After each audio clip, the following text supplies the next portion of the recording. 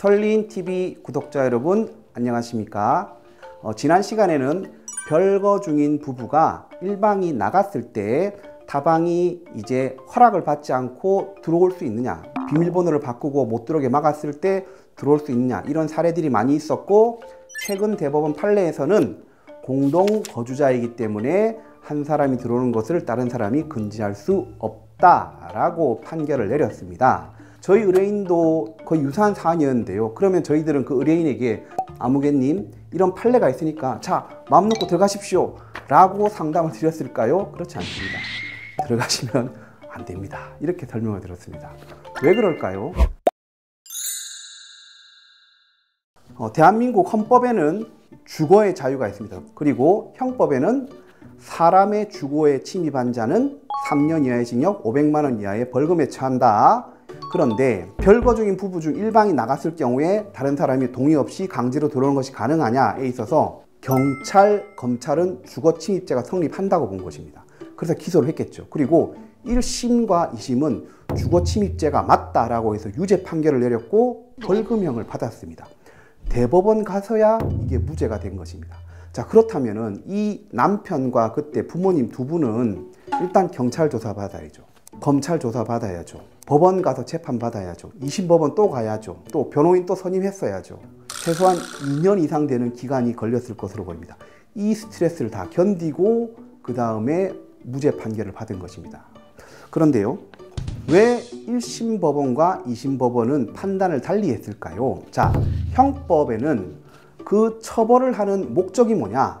처벌을 해서 보호하려는 것이 무엇이냐? 줄여서 보호이익이라고 합니다.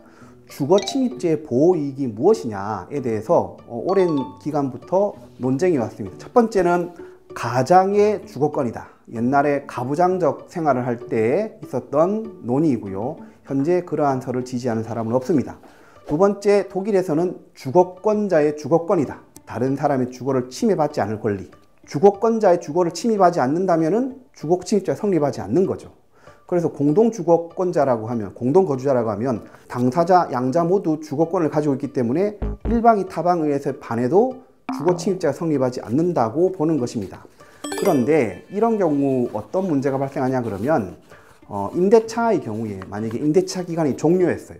이 사람이 월세를 내지 않고 있어요.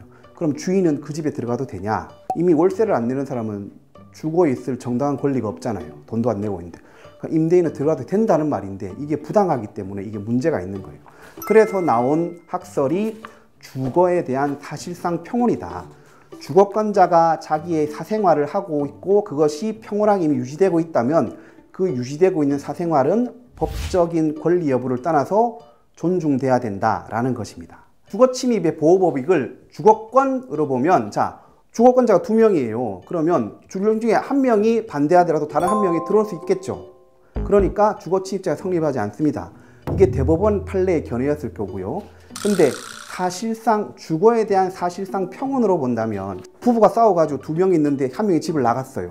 그런 상태에서 부인은 대법원 사례에서는 자기 동생을 데려다가 이제 평온한 상태를 유지를 했단 말이에요. 그런데 갑자기 나간 사람이 들어오겠다고 하면서 강제로 해가지고 막 부수고 들어왔다면 지금 현재 주거의 평온을 누리고 있는 주거권자의 그 권리를 평온을 해한 거잖아요. 그러면 주거침입죄가 성립하는 거죠. 자, 그래서 1심, 2심은 주거침입죄의 보호법익은 주거에 대한 사실상의 평온이다 라고 본 거고요. 대법원은 아니야, 그것도 맞지만 공동주거권자니까 주거에 침입해도 침입이 되지 않아 라고 본 것입니다. 자, 이처럼 동일한 사건에 대해서 이 1심 판사, 2심 판사, 대법원 판사 생각이 다 다를 수 있는 거예요. 그러면 일선 수사관, 경찰들이 판사들도 이렇게 보고 저렇게 보는 사건에서 어떻다라고 정확하게 판단하기 어렵겠죠. 그래서 김 소장이 생각한 별거적인 부부가 남편이 집 나갔다가 다시 들어오기 위해서 가장 적합한 방법은 무엇이냐? 자, 첫 번째, 먼저 부인에게 내가 언제 찾으러 가겠으니까 열어달라.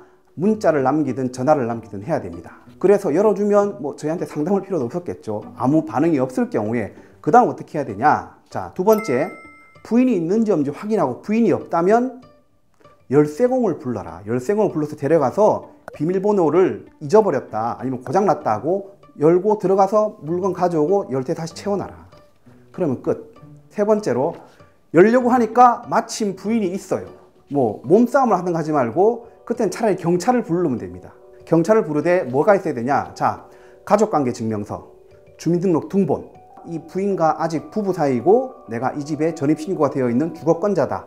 그리고 이 대법원 판례, 요 세 개를 출력해 가지고 있는 겁니다. 그래서 경찰에 오면 내가 여기 살고 부부고 판례에 따르면 주거 침입 아니에요 라고 경찰에게 설명해 주면 경찰도 아하 그렇군요 라고 돌아가지 쉽게 입건은 못합니다. 그러면 문 열어줘야겠죠. 그렇게 해서 해결하는 게 좋겠다 라고 설명을 드렸습니다. 저희 의뢰인은 복잡해서 못하겠다 라고 하셨습니다.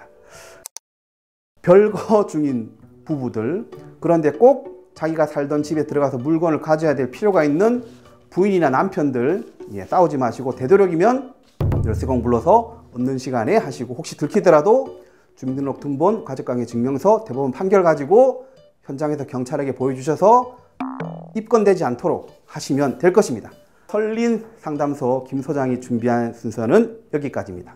지금까지 시청해 주신 구독자 여러분 진심으로 감사를 드립니다.